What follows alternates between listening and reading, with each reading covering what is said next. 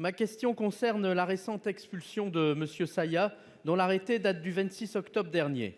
Ce citoyen algérien était connu comme président de la mosquée As-Souna à Oumont, dans laquelle, je cite l'arrêté, il dispensait un islam salafiste et notamment des prêches marqués par des propos légitimant le djihad armé, appelant à la violence, à la haine, à la discrimination et à la commission d'actes de terrorisme, excusez du peu.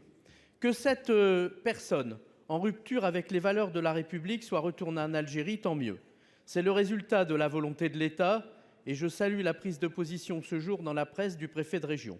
Mais aussi et surtout du courage et de la pertinence des choix du maire d'Aumont, Stéphane Wilmotte, et je veux saluer son courage d'avoir refusé le mariage de cette personne qui aurait sans doute empêché son expulsion.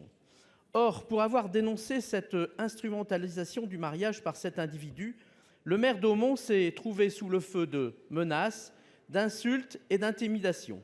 Fallait-il à ce propos laisser s'organiser ce dimanche la manifestation de soutien à M. Saïa, qui n'avait pas d'autre objet que de faire psychologiquement pression sur le maire d'Aumont?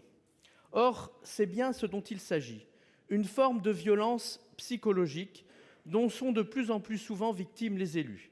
Les violences physiques aux élus sont intolérables, mais les violences psychologiques le sont tout autant. Elles sont moins visibles, mais plus sournoises, plus fréquentes et tout autant graves et insupportables. Alors, monsieur le ministre, ma question est limpide.